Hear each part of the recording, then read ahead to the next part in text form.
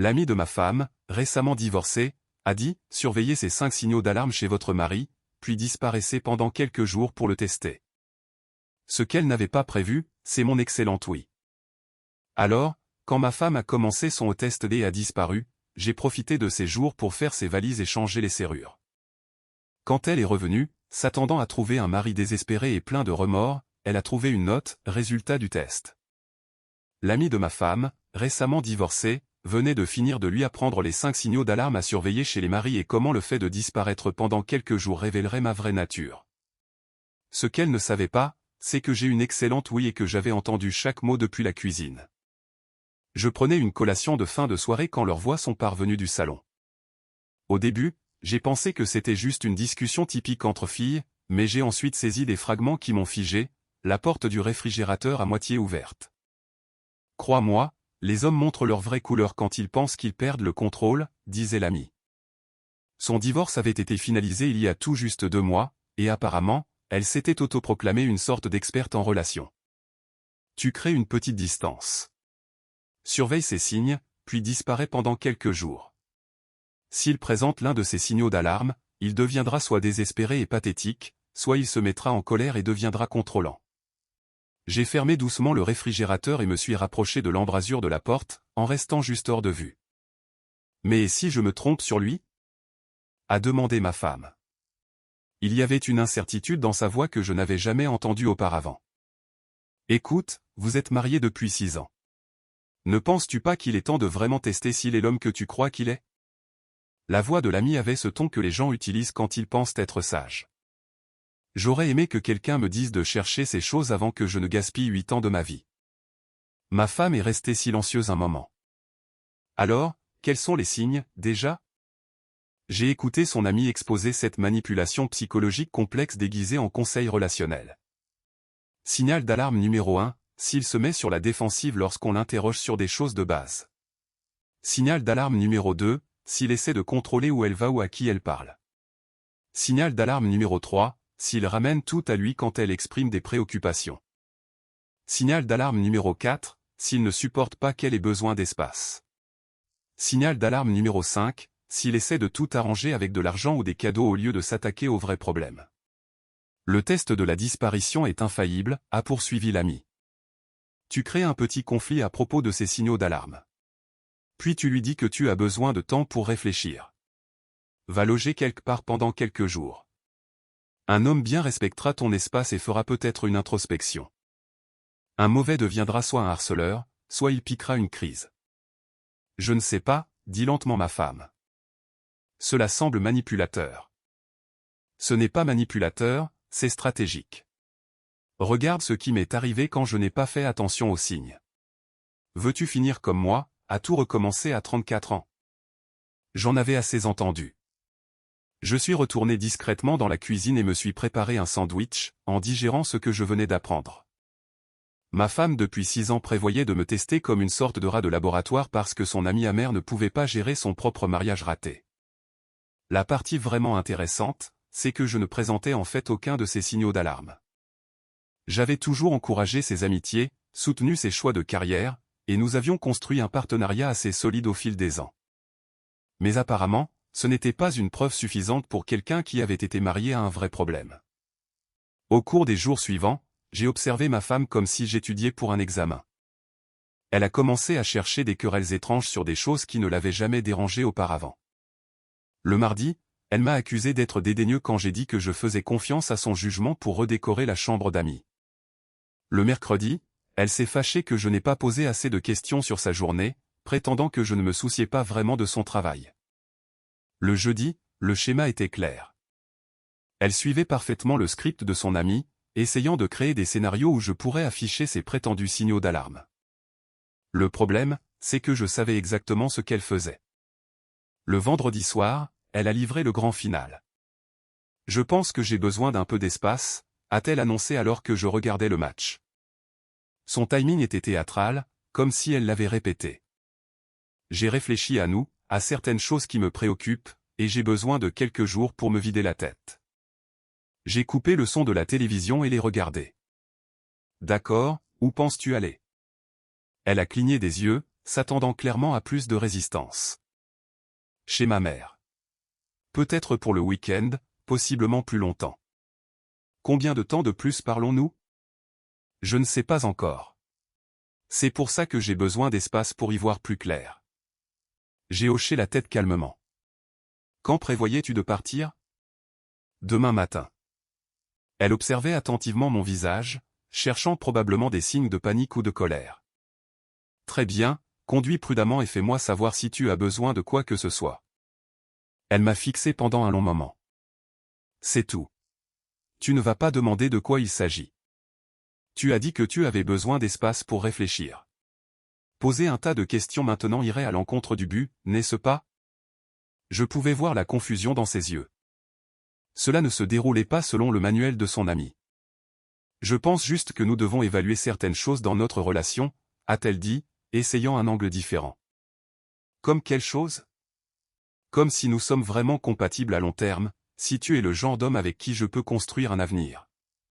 J'ai gardé une expression neutre, même si à l'intérieur, j'avais déjà 3 longueurs d'avance sur son petit jeu. Eh bien, j'espère que ce temps à l'écart t'apportera de la clarté. Elle a fait une valise le samedi matin, m'embrassant pour me dire au revoir comme si elle partait à la guerre au lieu de sa chambre d'enfant, à 20 minutes de l'autre côté de la ville. Je t'appellerai dans quelques jours, a-t-elle dit. Bien sûr. Prends soin de toi. Dès que sa voiture a quitté l'allée, je me suis versé une tasse de café et j'ai commencé à faire une liste. Si ma femme voulait me tester, elle allait obtenir des résultats, juste pas ceux auxquels son ami l'avait préparé. La belle ironie était que j'avais en fait réussi son test ridicule avec brio. Je n'étais pas devenu défensif, contrôlant, égocentrique, collant, ou n'avais pas essayé de m'en sortir avec de l'argent. Mais j'avais aussi entendu toute la conversation qui avait déclenché ce gâchis, et cela changeait tout. La semaine précédant son départ avait été comme regarder une mauvaise actrice répéter pour une pièce qu'elle ne comprenait pas. Ma femme s'était transformée, passant de la femme avec qui j'avais partagé un lit pendant 6 ans à quelqu'un suivant un script écrit par son ami récemment divorcé. Ça a commencé le lundi matin quand j'ai fait du café pour nous deux, comme je le faisais depuis 3 ans. Au lieu de son oh merci habituel, elle a étudié la tasse comme si je lui avais tendu un paquet suspect. Tu le fais toujours exactement comme tu l'aimes, a-t-elle dit en prenant une gorgée prudente. Je l'ai regardé par-dessus ma propre tasse. Tu ne t'es jamais plainte du café avant. Je ne me plains pas. Je remarque juste des schémas. Quel schéma? Comment tu supposes que tout le monde veut les choses comme tu les veux? C'était savoureux, considérant qu'elle avait complimenté mes talents de barista la semaine dernière. Mais je voyais où cela menait. Signal d'alarme numéro 3, ramener tout à moi quand elle exprimait des préoccupations. Préférerais-tu faire ton propre café? Et je demandais. Ce n'est pas la question. Alors, quelle est la question? Elle a posé sa tasse avec plus de force que nécessaire. Tu vois, tu te mets sur la défensive. Bingo. Signal d'alarme numéro 1. J'ai pris une autre gorgée de mon café et haussé les épaules. Je demande une clarification. Si c'est être sur la défensive, alors je suppose que je suis sur la défensive. Elle m'a regardé comme si je venais d'avouer un crime. Cela ne se déroulait pas non plus selon le manuel de son ami. Le mardi a apporté une nouvelle performance. Je suis rentré du travail pour la trouver en train de réorganiser le placard, sortant des vêtements et faisant des piles sur le lit. Je me débarrasse des choses que je ne porte jamais, a-t-elle annoncé. Ça a l'air bien. Besoin d'aide? En fait, oui. Elle a brandi une robe que je lui avais achetée pour son anniversaire il y a 2 ans. Te souviens-tu pourquoi tu m'as offert ça? C'était une question piège si j'en avais jamais entendu une. Parce que tu l'aimais quand nous l'avons vu au magasin. Parce que tu pensais que j'aurais l'air bien dedans pour toi. Eh bien, oui. Je voulais t'offrir quelque chose dans lequel tu te sentirais belle. Mais as-tu demandé si c'était quelque chose que je voulais vraiment? Je me suis assis sur le bord du lit, la regardant tenir cette robe comme une preuve dans un procès. Tu semblais excité à ce sujet à l'époque. J'étais poli. Pendant 2 ans. Tu ne comprendrais pas.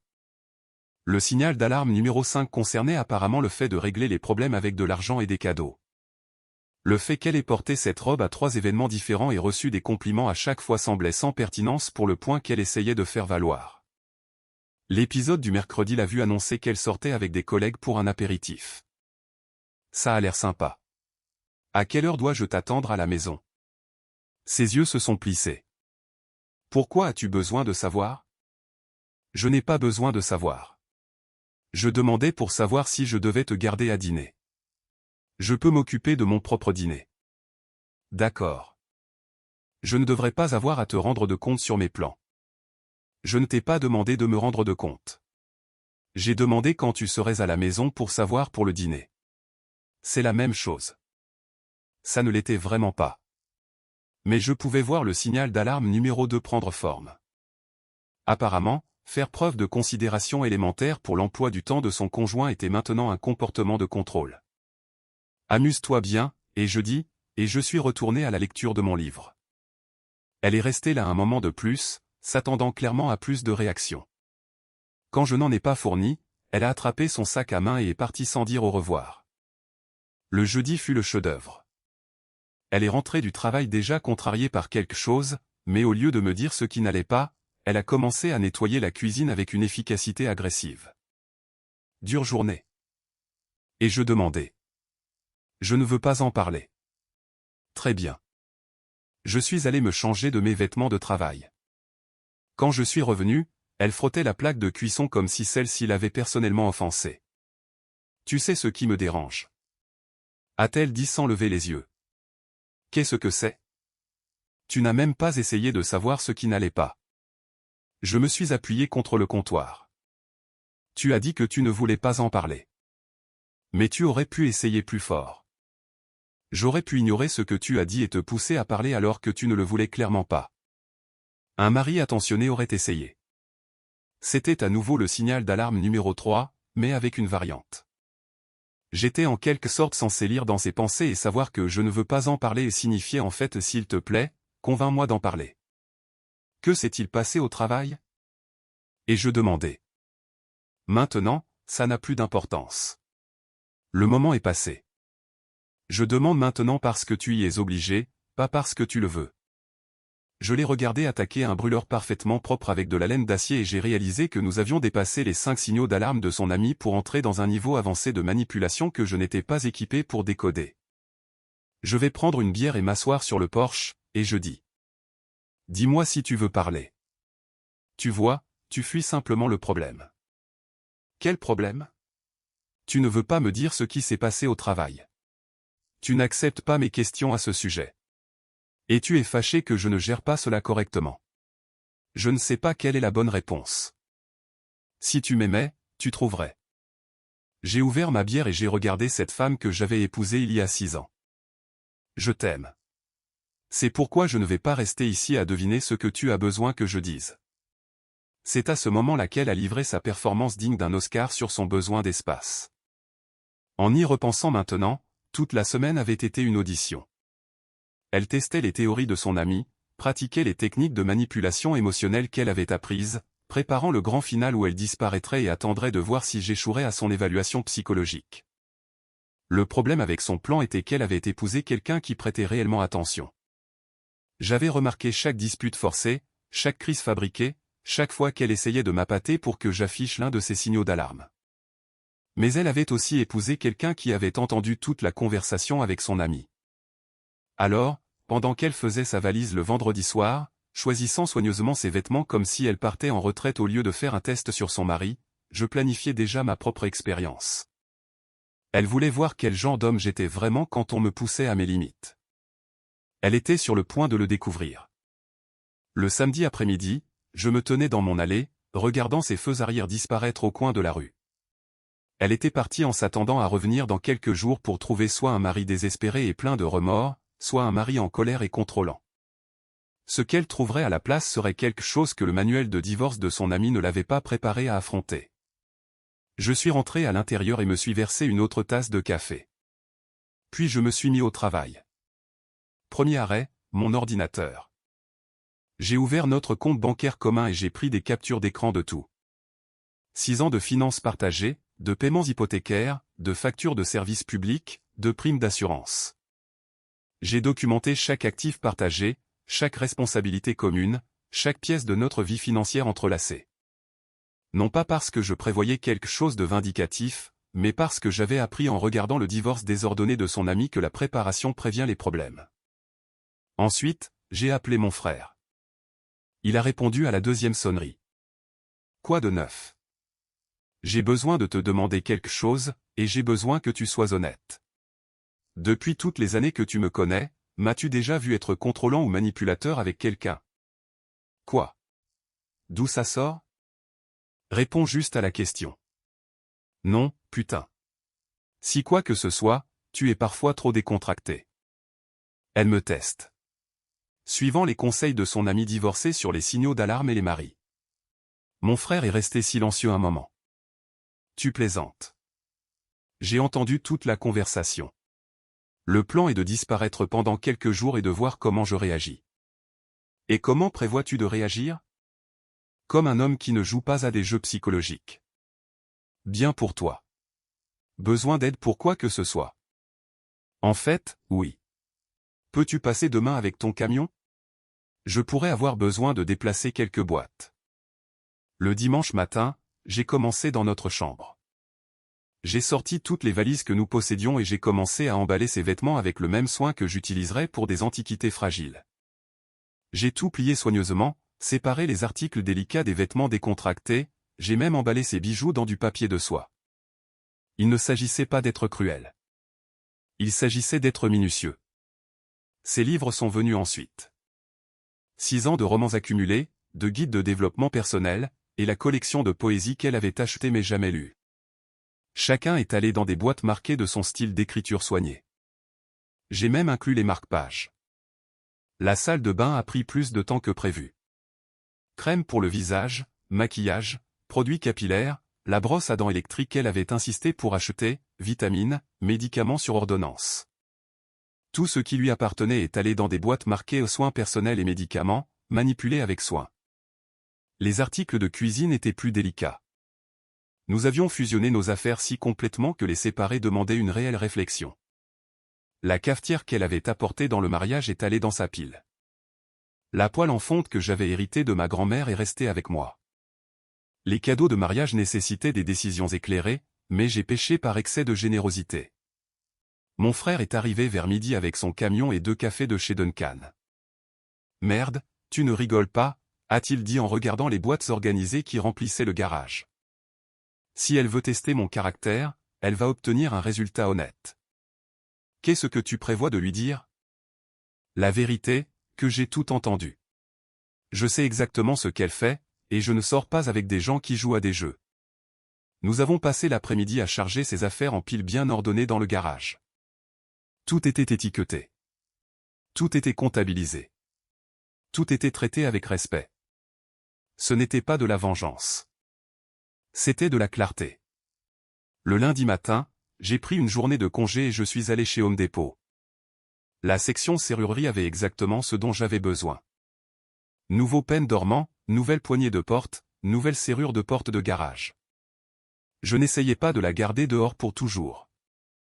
Je voulais marquer un point sur les limites et le respect. Installer de nouvelles serrures n'est pas de la science fusée, mais cela demande de la patience. J'ai pris mon temps pour m'assurer que tout s'alignait correctement, testant les mécanismes, vérifiant l'ajustement. Quand j'ai eu fini, j'avais 3 jeux de clés pour une maison qui n'appartenait plus à nous deux. Le mardi, je me suis assis à mon ordinateur et j'ai écrit la note. Pas une diatribe en colère, pas un manifeste amer, juste une déclaration claire des faits. Je l'ai révisé 4 fois, enlevant l'émotion, ajoutant de la précision, m'assurant que chaque mot comptait. La partie la plus difficile a été la fin. Comment clôturer un mariage de 6 ans avec une signature? Comment résumer la dissolution de rêves partagés, de plans communs, d'intimité accumulée? Finalement, je suis resté simple. Le mercredi, j'ai appelé un avocat, non pas pour entamer une procédure de divorce tout de suite, mais pour comprendre mes options. Quels étaient mes droits? Quelles étaient mes responsabilités? Comment se sépare-t-on légalement de quelqu'un qui joue à des jeux psychologiques? On dirait que vous gérez cela avec maturité, a dit l'avocat après que j'ai expliqué la situation. Documentez tout. Restez calme. Ne faites rien de vindicatif. Si elle veut se réconcilier, vous pouvez l'envisager. Sinon, vous serez préparé. Le jeudi, j'ai parcouru la maison une dernière fois, cherchant tout ce que j'aurais pu manquer. Une paire de boucles d'oreilles sur sa table de nuit, des lunettes de lecture dans le salon, un pull accroché dans le placard du couloir. Tout est allé dans la boîte finale marquée articles divers. Le vendredi après-midi, j'ai placé une note sur le comptoir de la cuisine où elle serait sûre de la voir. Puis j'ai disposé ses clés de maison à côté, avec l'ouvre-porte de garage et sa copie de notre police d'assurance habitation. Le garage ressemblait à une unité de stockage bien organisée. Des boîtes empilées proprement, chacune étiquetée, tout accessible et comptabilisé. J'avais même inclus une liste d'inventaire imprimée pour qu'elle sache exactement ce qui s'y trouvait. Alors que je regardais ces 6 ans de vie commune emballés dans des boîtes, j'ai ressenti quelque chose d'inattendu. Pas de tristesse, pas de colère, pas même de soulagement, juste de la clarté. Ce n'était pas la fin que j'avais prévue en l'épousant, mais c'était la fin que ses choix avaient créée. Elle voulait tester quel genre d'homme j'étais quand on me poussait à mes limites. Elle était sur le point de découvrir que j'étais le genre d'homme qui ne supplie pas, ne poursuit pas, n'accepte pas le manque de respect et ne joue pas à des jeux. J'étais le genre d'homme qui dit ce qu'il pense ce qu'il dit et respecte ses limites. Son test était presque terminé. Le mien ne faisait que commencer. Elle est revenue un mardi après-midi, exactement 4 jours après son départ. J'ai observé depuis la fenêtre de la cuisine alors qu'elle entrait dans l'allée avec l'assurance de quelqu'un qui pensait détenir toutes les cartes. Son téléphone n'avait pas vibré de textos et d'appels manqués de ma part, contrairement aux prédictions de son ami, parce que je n'en avais envoyé aucun. J'ai entendu sa clé heurter la serrure et s'arrêter. Elle a essayé à nouveau, en secouant la poignée, puis encore une fois avec plus de force. De ma position à la table de la cuisine, je pouvais l'entendre marmonner à travers la porte. Mais qu'est-ce que c'est que ça? Elle a fait le tour jusqu'au garage et a essayé cette porte aussi. Plus de cliquetis, plus de confusion. Finalement, elle est venue à la porte d'entrée et a sonné comme une visiteuse. Je l'ai ouverte et je me suis tenu dans l'embrasure de la porte, sans m'écarter pour la laisser entrer. « Salut », et je dis calmement. Elle m'a regardé de haut en bas, essayant clairement de déchiffrer mon humeur. « Pourquoi mes clés ne fonctionnent pas ? » « Parce que j'ai changé les serrures. »« Tu as changé les serrures ? Pourquoi ferais-tu ça ? Pourquoi ne vérifies-tu pas d'abord le garage ? Ensuite, nous pourrons parler. » Elle m'a regardé comme si j'avais commencé à parler une langue étrangère. Ce n'était pas dans son manuel. J'étais censé être soit désespéré de son retour, soit furieux de son départ. Au lieu de cela, je me tenais là comme si je parlais de la météo. « Je ne comprends pas ce qui se passe ici », a-t-elle dit. La porte du garage n'est pas verrouillée. Jette un œil. Je l'ai regardé se diriger vers le garage avec les pas hésitants de quelqu'un s'approchant d'une scène de crime. Elle a levé la porte et est restée là, figée, fixant les rangées bien ordonnées de boîtes qui contenaient toute sa vie avec moi. « Qu'est-ce que c'est que ça ? » a-t-elle crié. Mais sa voix avait perdu son assurance. « Ce sont tes affaires. » Elle est revenue à la porte d'entrée et maintenant je pouvais voir la panique commencer à s'installer. « Mes affaires ? Que veux-tu dire, mes affaires ? Je veux dire tout ce qui t'appartient. Tout est là, organisé et étiqueté. Mais pourquoi est-ce dans des boîtes ? Parce que tu ne vis plus ici. La couleur a quitté son visage. Je prenais juste un peu de temps pour réfléchir. Non, tu me testais. Je le sais parce que j'ai entendu toute ta conversation avec ton ami. Elle a ouvert la bouche, puis l'a refermée, puis l'a rouverte. Tu écoutais une conversation privée. Je prenais une collation de fin de soirée dans ma propre cuisine quand vous deux avez décidé de planifier votre petite expérience psychologique dans mon salon. Ce n'était pas une expérience. J'étais juste. Tu suivais juste les conseils de ton ami sur les 5 signaux d'alarme et comment tester ton mari en disparaissant quelques jours pour voir s'il deviendrait désespéré et pathétique ou en colère et contrôlant. Elle s'est appuyée contre le cadre de la porte comme si ses jambes avaient cessé de fonctionner correctement. Je peux expliquer. Tu n'as pas besoin d'expliquer. J'ai déjà entendu l'explication. Ton ami récemment divorcé t'a convaincu de tester si j'étais digne de rester marié, et tu as pensé que c'était un conseil relationnel raisonnable. Ce n'était pas comme ça. C'était exactement comme ça. Mot pour mot, j'ai pris des notes. Elle me fixait comme si elle ne m'avait jamais vu auparavant. Alors, tu as emballé toutes mes affaires parce que tu étais en colère. Je ne suis pas en colère. Je suis lucide. Je ne sors pas avec des gens qui jouent à des jeux psychologiques. Ce n'était pas un jeu, vraiment. Alors comment appellerais-tu le fait de créer de faux conflits sur des signaux d'alarme qui ne s'appliquent pas à moi, puis de disparaître pour tester ma réaction? Elle n'avait pas de réponse à cela. As-tu trouvé ce que tu cherchais? Et je continuais. Me suis-je mis sur la défensive? Et je essayais de contrôler où tu allais? Et je tout ramenais à moi. Et je mal gérais ton besoin d'espace? Et je essayais de m'en sortir avec de l'argent? Non, mais... Donc, j'ai réussi ton test. Oui. Bien. Les résultats du test sont sur le comptoir de la cuisine avec tes clés et l'ouvre-porte de garage. Elle m'a dépassé pour entrer dans la maison et a attrapé la note sur le comptoir. J'ai observé son visage pendant qu'elle la lisait. Résultat du test. Je ne sors pas avec des gens qui jouent à des jeux. Ton ami peut t'aider à trouver un nouvel endroit. Elle a levé les yeux vers moi. C'est ça. C'est comme ça que tu mets fin à 6 ans de mariage. Je ne mets fin à rien. Tu y as mis fin quand tu as décidé de me tester au lieu de me parler. Mais je t'aime. Les gens qui s'aiment ne font pas d'expériences psychologiques les uns sur les autres. J'avais peur. Mon amie a vécu un divorce si terrible. Et elle essayait juste de m'aider à éviter la même chose. En créant la même chose. Elle a posé la note avec des mains tremblantes. C'est insensé. Tu ne peux pas simplement emballer ma vie parce que tu es contrarié par une conversation. Je ne suis pas contrarié. J'en ai fini. Il y a une différence. Nous pouvons arranger ça. Nous pouvons aller en thérapie. Avec quelle fondation? Tu ne me fais pas assez confiance pour me parler de tes préoccupations, mais tu fais assez confiance à ton ami amer pour suivre ses conseils sur comment me tester. Qu'est-ce que nous reconstruirions exactement? Elle a commencé à pleurer, mais cela semblait théâtral après tout ce que j'avais vu au cours de la semaine passée. J'ai fait une erreur. Tu as fait un choix. Plusieurs choix en fait. Tu as choisi d'écouter quelqu'un qui a prouvé qu'elle ne sait pas comment maintenir un mariage. Tu as choisi de créer de faux problèmes dans notre relation. Tu as choisi de me tester au lieu de me faire confiance. Et tu as choisi de disparaître pendant 4 jours en pensant que je deviendrais soit pathétique, soit contrôlant. Je ne pensais pas que tu me quitterais. Je ne t'ai pas quitté. Tu m'as quitté. J'ai juste rendu ça permanent. Elle a essuyé ses larmes et a essayé une approche différente. Et tout ce que nous avons construit ensemble? La maison, nos plans, notre avenir. Quel avenir?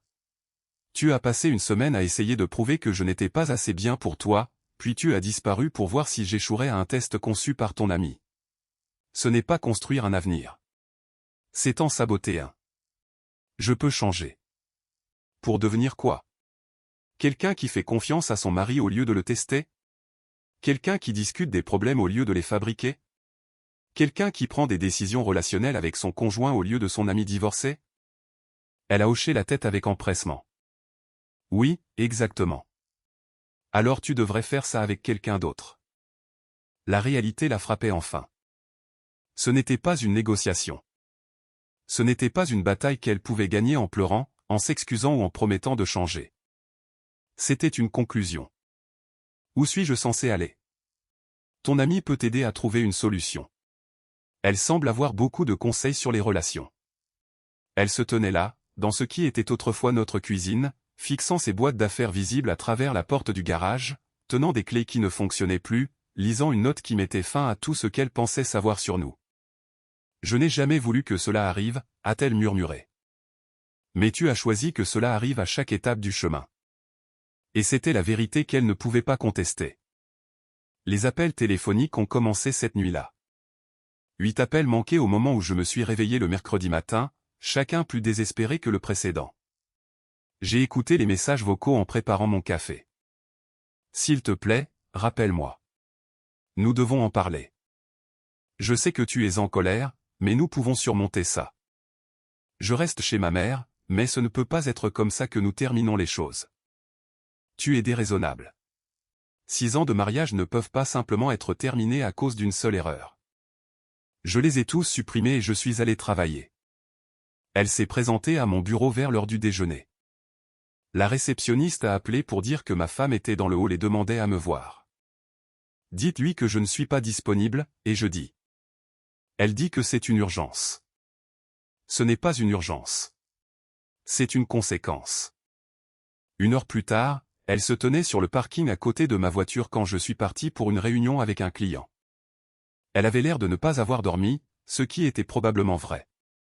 Tu ne peux pas simplement m'ignorer pour toujours, a-t-elle dit.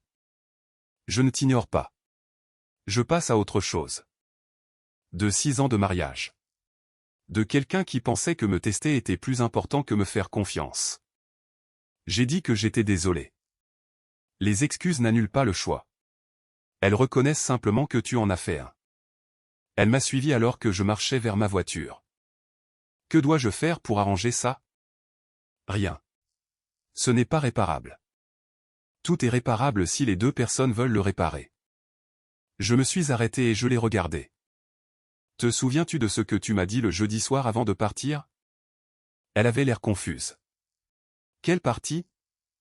Tu as dit que tu devais évaluer si nous étions vraiment compatibles à long terme, si j'étais le genre d'homme avec qui tu pourrais construire un avenir. J'étais contrarié. Je ne le pensais pas comme ça. Tu le pensais exactement comme ça. C'est pour ça que tu es parti. Pour tester si j'étais digne de rester marié avec toi. Et tu as réussi le test, n'est-ce pas? J'ai réussi. Ce qui signifie que le problème n'a jamais été moi. Le problème était que tu pensais qu'il était nécessaire de me tester. Elle s'est remise à pleurer, mais j'y étais insensible maintenant. Les larmes ne fonctionnent que lorsqu'elles proviennent d'une émotion sincère, pas d'une manipulation stratégique. Je ne peux pas croire que tu jetterais tout ce que nous avions pour ça. Je ne jette rien. Je refuse d'accepter que les jeux psychologiques fassent normalement partie du mariage. Le jeudi a apporté une nouvelle approche. Son ami s'est présenté à ma porte vers 19 h, l'air prête pour la bataille. Nous devons parler, a-t-elle dit quand j'ai ouvert la porte. Non, nous n'avons pas à le faire. Elle est dévastée. Elle a fait une erreur, mais tu vas trop loin. Tu viens de dire qu'elle a fait une erreur? Tout le monde fait des erreurs dans les relations. Tester son mari parce que votre ami amer vous a convaincu qu'il pourrait être secrètement terrible n'est pas une erreur. C'est une trahison. Son visage est devenu rouge. Je ne suis pas amer. Je suis expérimenté. Tu es divorcé. Ce qui signifie que je sais à quoi ressemblent les signaux d'alarme. Cela signifie que tu as échoué au mariage et que maintenant tu apprends aux autres comment échouer au leur. Tu ne sais rien de ma situation. Je sais que tu as convaincu une femme qui était heureusement mariée depuis 6 ans qu'elle devait tester son mari comme un rat de laboratoire. Cela me dit tout ce que j'ai besoin de savoir sur ton jugement. Elle avait des doutes. Elle n'avait pas de doute jusqu'à ce que tu les plantes. L'ami s'est approché, essayant de m'intimider. Tu vas le regretter. Les bonnes femmes ne poussent pas sur les arbres. Tu as raison. C'est pourquoi je ne me contente pas de quelqu'un qui joue à des jeux. Elle ne joue pas à des jeux. Elle se protège. De quoi? D'un mari qui a soutenu sa carrière, encouragé ses amitiés, partagé les responsabilités ménagères et n'a jamais montré un seul de ces signaux d'alarme que tu lui as appris à rechercher. Elle n'avait pas de réponse à cela. Voici un conseil relationnel gratuit, et je continuais. Quand vous détruisez le mariage de quelqu'un d'autre avec vos théories toxiques, cela ne rend pas votre divorce moins douloureux. Cela vous rend juste responsable de 2 relations ratées au lieu d'une. Tu es un. Je suis un homme qui n'accepte le manque de respect de personne, y compris des amis de ma femme qui pensent que la manipulation psychologique est un bon conseil relationnel. Elle est partie sans un autre mot. Le vendredi a apporté la performance finale. Ma femme s'est présentée à la maison avec sa mère, espérant clairement un soutien. C'est ma fille, a dit sa mère quand j'ai ouvert la porte. Je l'ai vue pleurer pendant 4 jours d'affilée. Je suis désolé qu'elle soit contrariée. Vraiment? Parce que tu sembles plutôt calme pour quelqu'un qui vient de mettre fin à son mariage. J'ai mis fin à ma participation à des jeux psychologiques. Le mariage était terminé au moment où elle a décidé de me tester. Sa mère avait l'air vraiment confuse. Te tester comment? J'ai expliqué toute la situation pendant que ma femme se tenait là, l'air de plus en plus mal à l'aise. Les signaux d'alarme, les conflits fabriqués, l'acte de disparition, la conversation que j'avais surprise. Est-ce vrai? A demandé sa mère. Ma femme a hoché la tête misérablement. Tu as testé ton mari? Mon ami a dit. Je me fiche de ce que ton ami a dit. Tu es marié depuis 6 ans à un homme bien, et tu l'as testé. Ce n'était pas censé se terminer comme ça. Sa mère s'est tournée vers moi. Que faudrait-il pour que tu pardonnes cela? Rien. Il n'y a rien à pardonner.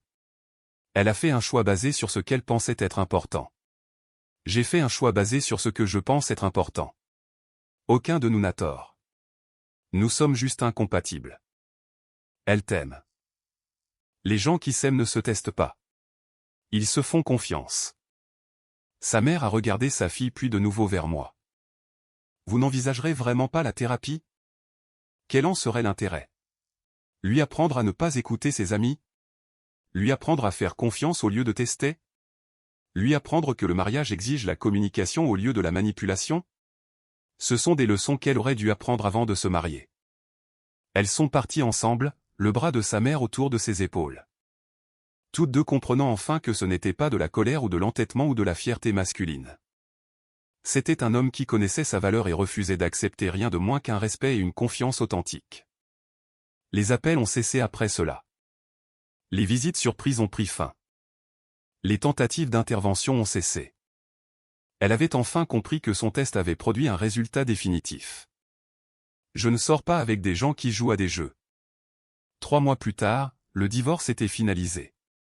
Propre, simple, sans contestation. Elle avait emménagé temporairement chez sa mère, puis avait trouvé son propre appartement de l'autre côté de la ville. Nous avons divisé les actifs équitablement, réglé les dettes de manière responsable et signé les papiers qui mettaient officiellement fin à ce que les conseils de son ami avaient détruit. J'ai gardé la maison, non par dépit, mais parce que je pouvais me permettre l'hypothèque seule, et elle voulait un nouveau départ ailleurs. Elle a pris sa moitié de nos économies, sa voiture et toutes ses boîtes bien emballées du garage. La partie ironique, c'est que je n'ai jamais affiché un seul de ces signaux d'alarme contre lesquels son ami l'avait mise en garde. Pas pendant la procédure de divorce, pas pendant la division des actifs, pas même lorsque son avocat a tenté de prétendre que j'avais été émotionnellement abusif en changeant les serrures. Votre cliente a testé mon client, avait répondu mon avocat. Il a simplement fourni des résultats clairs. Les conseils matrimoniaux de son ami s'étaient retournés contre elle de manière spectaculaire. Au lieu de révéler des défauts cachés chez un bon mari, ils avaient révélé le défaut fondamental de leur approche des relations. On ne teste pas quelqu'un en qui on a confiance. On ne joue pas à des jeux avec quelqu'un que l'on respecte. Je l'ai croisée à l'épicerie la semaine dernière. Elle avait l'air fatiguée, mais semblait aller assez bien. Nous nous sommes salués poliment, comme d'anciens collègues pourraient se reconnaître. « Comment vas-tu » a-t-elle demandé. « Bien. Mieux. Je vois quelqu'un de nouveau. C'est super. Il n'est en rien comme toi. » J'ai presque souri. C'est probablement mieux ainsi. Elle a hésité comme si elle voulait en dire plus, puis a simplement hoché la tête et s'est éloignée. J'ai fini mes courses et je suis rentré chez moi, dans une maison qui était de nouveau la mienne. Pas de drame, pas de jeu, pas de test, juste la paix. Son ami avait eu raison sur une chose. Les bonnes femmes ne poussent pas sur les arbres. Mais les femmes qui font confiance à leur partenaire, communiquent leurs préoccupations honnêtement et construisent des relations sur le respect plutôt que sur la manipulation psychologique, ce sont celles qui valent la peine d'attendre. Je préférerais être seul qu'être avec quelqu'un qui pense que l'amour exige une preuve par le test. Le test était terminé. J'avais réussi. Mais plus important encore, j'avais appris ce que je n'accepterais pas dans ma prochaine relation. Pas de jeu, pas de test, pas d'amis qui pensent que le mariage est une expérience psychologique. Juste la confiance, le respect et l'assurance qui vient du fait de savoir exactement ce que l'on vaut.